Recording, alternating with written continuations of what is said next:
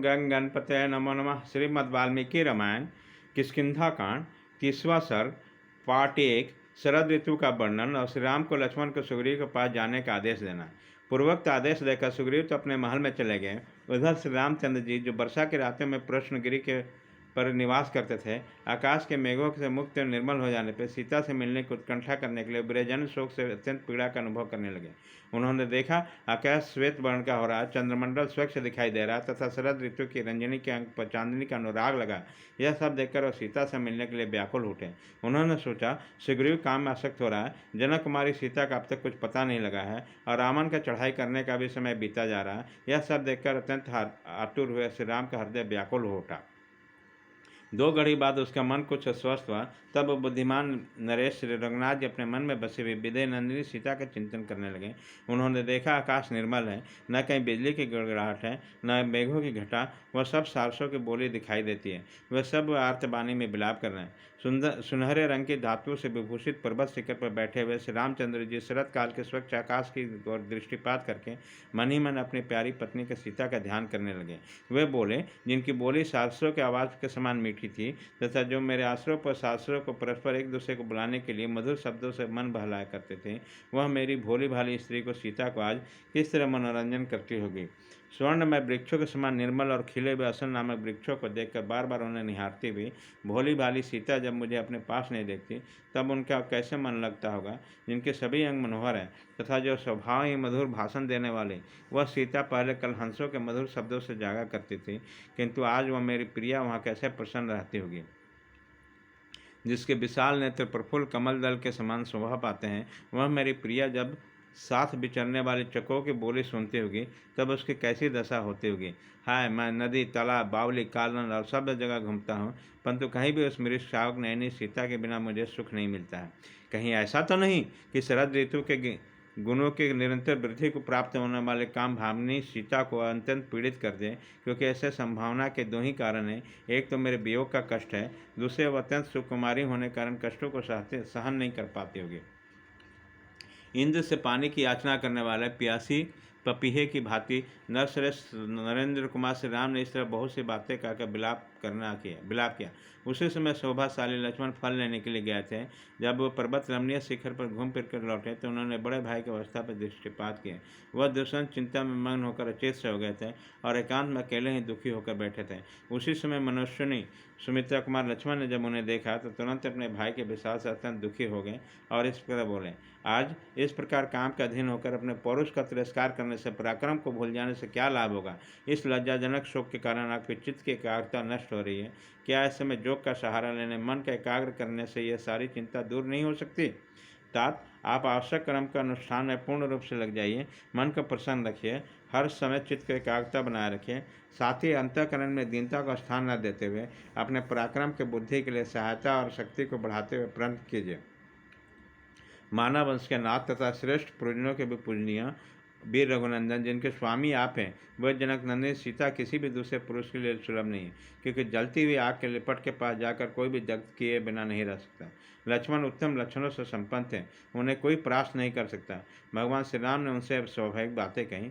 कुमार, तुमने जो बातें कही वो वर्तमान समय में हितकर और भविष्य में सुख पहुँचाने वाली और राजनीति के सर्वथा अनुकूल तथा साम के साथ धर्म और अर्थ में भी संयुक्त है। निश्चय ही सीता के अनुसंधान कार्य पर ध्यान देना चाहिए। उसके लिए विशेष कार्य या उपाय का अनुसरण करना चाहिए, किंतु प्रयत्न छोड़कर पूर्ण रूप से बढ़े हुए दुर्लभ और बलवान कर्म के फल पर ही दृष्टि रखना उचित नहीं है। तदंतर पर कमल दल के समान नेत्र वाले मिथिलेश कुमारी सीता का बार बार चिंतन करते हुए श्री रामचंद्र जी लक्ष्मण को संबोधित करते हुए सूखे उदास मुँह से बोले, सुमित्रा नंदन, सहस्र नेत्रधारी इंद्र इस पृथ्वी को जल से तृप्त करके यहाँ के अनाजों को पकाकर अपकृत कृत्य हो गए।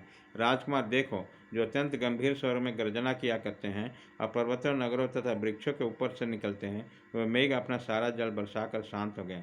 नील कमल दल के समान श्याम वर्ण वाले मेघ 10 दिशाओं का श्याम बनकर मदरज गजराजों के समान वेग शून्य हो गया। उनका वेग शांत हो गया। सौम्य, जिनके भीतर जल विद्यमान था, जिनमें कुटज और अर्जुन के फूलों के सुगंध भरी हुई थी, वे अत्यंत वेगशाली झंझावात घुमड़ घुमड़ कर संपूर्ण दिशाओं में विचरण करके अब शांत हो गए। निष्पाप लक्ष्मण। बादल, हाथियों, मोरों और झरनों के शब्द इसमें सहसा शांत हो गए। महान मेघों के द्वारा बरसाए हुए जल से धुल जाने के कारण ये विचित्र शिखर वाले पर्वत अत्यंत निर्मल हो गए। इन्हें देखकर ऐसा जान पड़ता है मानो चंद्रमा के किरणों द्वारा इनके ऊपर सफेदी कर देगी है। आज शरद ऋतु चितवन की डालियों में सूर्य, चंद्रमा, तारों के प्रभाव में से तथा श्रेष्ठ गजराजों के लीलाओं में अपनी शोभा बढ़कर आई है। इस समय शरद कालों के गुणों से संपन्न हुई लक्ष्मी यद्यपि अनेक आश्रम से विभक्त होकर विचित्र शोभा धारण करती है, तथापि सूर्य की प्रथम किरणों से विकसित हुई कमल बनों में सबसे अधिक सुशोभित होती है। चितवन के फूलों से सुगंध धारण करने वाला शरद काल स्वभावतः वायु का अनुसरण कर रहा है। भ्रमण के समय उसके गुणगान कर रहे हैं। वो मार्ग के जल को सोखता हुआ और मत वाले हाथियों के दर्प को बढ़ाता हुआ अधिक शोभा पा रहा है। जिनके पक्ष सुंदर और विशाल हैं, जिन्हें काम कीड़ा अधिक प्रिय है, जिनके ऊपर कमलों के पराग बिखरे हैं तथा जो बड़ी बड़ी नदियों के तट पर उतरे हैं और मानसरोवर के साथियाँ हैं, उन चक्रवातों के समय साथ हंस क्रीड़ा कर रहे हैं।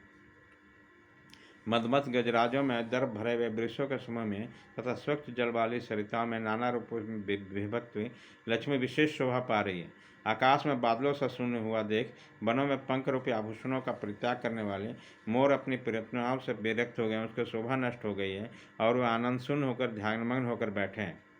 वन के भीतर बहुत से असन नामक वृक्ष झुके हुए हैं, जिनकी डालियाँ के अग्रभाग फूलों से अधिक भार से झुक गए हैं। उनकी मनोहर सुगंध छा रही है। वह सभी वृक्ष स्वर्ण के समान गौर तथा नेत्रों का आनंद प्रदान करने वाले उनके द्वारा वन प्रांत प्रकाशित हो रहे हैं, जो अपने प्रियतमाओं के साथ विचरते हैं, जिन्हें कमल के पुष्प तथा वन अधिक प्रिय हैं, जो चितवन के फूलों को सूंघ कर उन्मत्त होते हैं तथा जिनमें मग्ध है तथा जिनमें मद जनित काम भोग की लालसा बनी रहती है। उन गजराजों की गति आज मंद पड़ गई है। उसी समय आकाश के रंग पर शान पर चढ़े हुए शस्त्र की धार के समान स्वच्छ दिखाई देता है। नदियों की जल मंद गति से प्रवाहित हो रही है।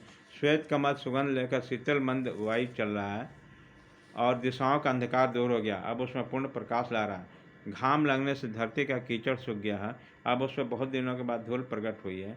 परस्पर बैर रखने वाले राजाओं के लिए युद्ध के निमित्त उद्योग करने का समय आ गया। शरद ऋतु के गुणों ने जिनके रूप और शोभा को बढ़ा दिया गया है, उनके सारे अंगों पर धूल छा रही है। जिनकी मत की अधिक वृद्धि हुई है तथा जो युद्ध के लिए लुभाए गए हैं, वह साढ़े इस समय गौवों के बीच में जाकर खड़े होकर अत्यंत अकड़ रहे हैं, जिससे काम भाव का उदय हुआ है। इसलिए जो अत्यंत तीव्र अनुराग से युक्त है और जो अच्छे कुल में उत्पन्न हुई है, वह मंदाकिनी चलने वाली हथिनी वन में जाते हुए अपने मनमत स्वामियों को घेर कर उसका अनुगमन करती है। अपने आभूषणों से श्रेष्ठ पंखों को त्याग कर नदियों को तट पर आए हुए मोर सारसप समूह को फटकार सुनकर दुखी और खिंचित होकर पीछे लौट जाते हैं। जिनके गंड स्थल से मद की धारा बह रही है, वे गजराज अपनी महती गर्जनाओं से कारंडों तथा चक्रवातों से भयभीत होकर विकसित कमलों से विभूषित सरोवरों में जल के हिलोर हुलोर कर पी रहे हैं, जिसके कीचड़ दूर हो गए, जो बालुकाओं से सुशोभित हैं, जिसका जल बहुत ही स्वच्छ है तथा गौवें के समान जिनके जल का सेवन करते हैं। उन सारसों के कल्लों से गूंजती हुई उन सरिताओं में हंस बड़े बड़े हर्ष के साथ उतर रहे हैं। नदी, मेघ, झरनों के जल, प्रचंड वायु, मोर, हर्षित मेढकों का सब निश्चय इस समय शांत हो गए। नूतन मेघ के उदित होने पे जो चिरकाल से बिलों पर छिपे बैठे थे, उनके शरीर प्राय नष्ट प्राय हो गए। इस प्रकार जो मृतवत हो रहे थे, वह भयंकर बहुरंगे सर्प भूख से पीड़ित होकर अब बिलों से बाहर निकल रहे हैं। इस प्रकार श्री किष्किंधा कांड 30वां सर्ग पाठ 1 खत्म।